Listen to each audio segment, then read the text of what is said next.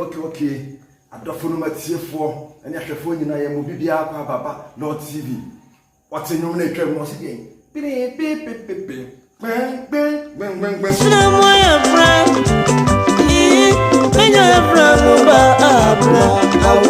Amazing keke. Ye papa Agyeman Opambour awanya ne ba dukro. Ene nunum ne ye mu pensempensemu. Ose de nsono ammoah yafunu. Nya nsono ammoah yafunu da bi ose nsono ammoah yafunu. Nipa nsono no ammoah yafunu. Nti amana anya de wanya yafunu amfa anwoba. Nti awo eno a ene wo yam. It's no me ba no zongo. Ajoje wa me so me ba no zongo. Awonu yam. Yafunu anwoba no na nasama ye mobo. It was small bi ba wo so wonko. Abena Agyeiwaa osmo bi ba wo so wonko. Obi ba ye wo yansa. And so ya vumba. Awo ye dini na ye dini ye mi. Yes, on my say. O see awo ye dini nantinaka na ye ni ye nuaba. Nti na Bob Santo kan no se wo ma me ha. O no ade doko na. No wa pesika doko ni sika so no wa pesika de beto bi nka so ma me nu ntino. Doko na bia be ni free. O se de osmo bi ba wo so wonko. So obi ba ye be ye wiye nso a enti se wa akasa wo yafunu aba. Obi ba obe ye wiye a enti se wa akasa wo yafunu ba. Nti awo ye di nantinaka ye ni ye nuaba. Nti wa onya awo yafunu bi a anwoba no asema ye mobo. Na awo ye di nantinaka na chese ye de ho awo ye hwikasa emu odu. Nti eyebe o se awo ye di nantinaka na ye ni ye nuaba.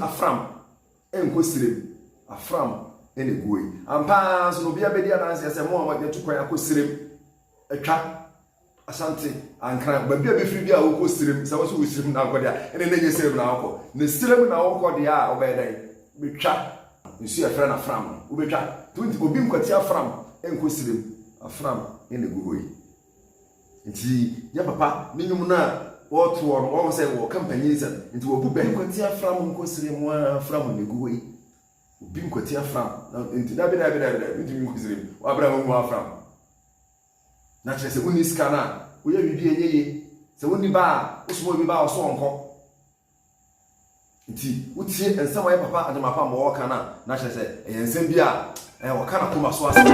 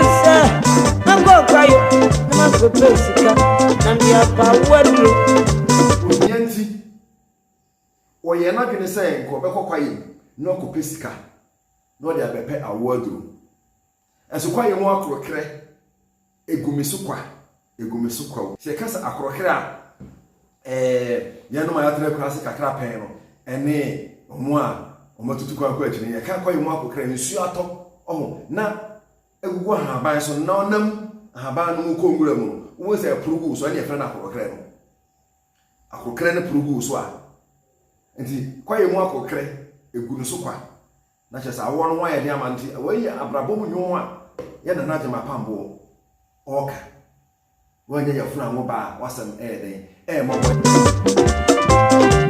oyentia me amadwensa anko kwaye mako pesika ambi apa wadro kwaye mu akokre egunu so kwa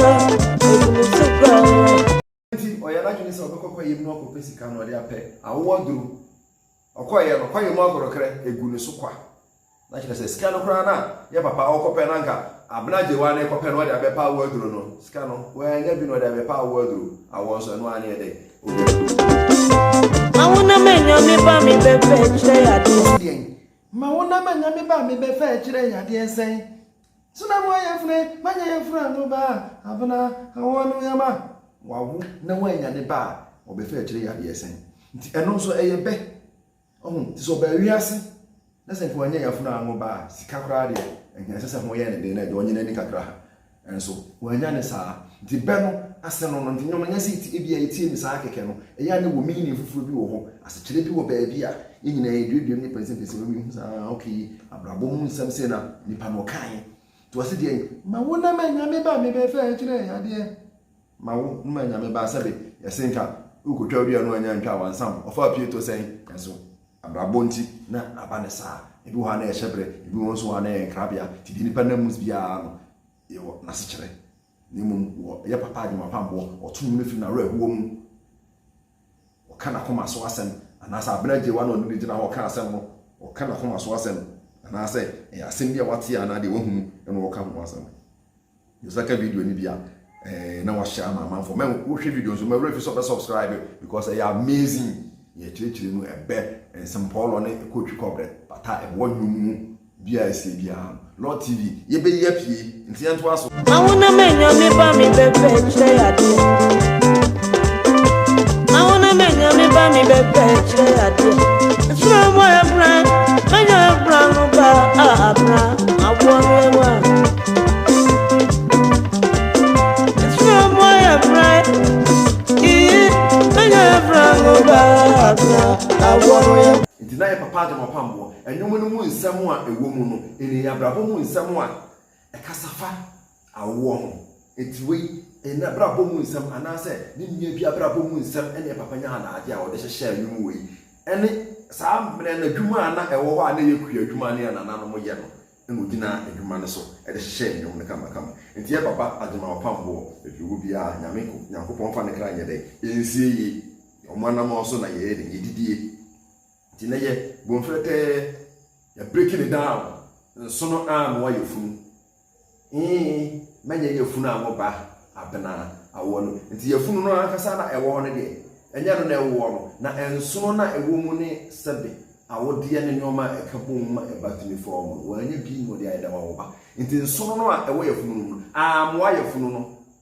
sale ba atre nti nsono no ammoah ne yafunu ayede adina pro ya papa se mo kan na no nso no ammoah yafunu manya yafunu amoba Abena awo no ye mo a nti nya nso na ammoah yafuna da bi nso no ammoah yafunu nti wa anya yafunu amoba Abena awo eno yem nti me da adofo ne atifo ne hwefo nyina se on se me promise say me be a breakdown of hilife music ye be kire mu nsem bi ahinta ewom ye be pipi ni nyina mu atoto amama fo mu se oh se enwom no sei na tie na ya na ya abrabo mu nsem ene afutu no ze bia na won titwi ne papa brofo version so wo English version wo ha we na mesa breaking it down in English be mo ate language na tie bia na wa brochi na we broni wo be country bia so e bia na we igbeni we frafra ni kanyaga ni grusi ni man prosi sahwini ne bia won titwi ne be na wo mu na se papa e kan won shada wo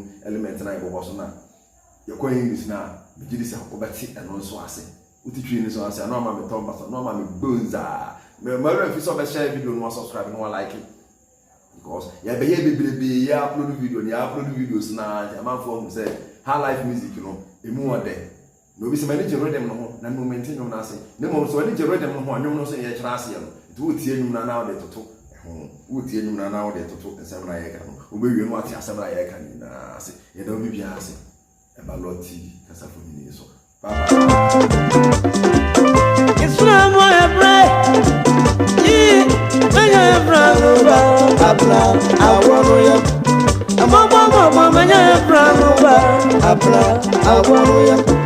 I'm a mama, manya, Abra, I want you. I'm a mama, manya, Abra.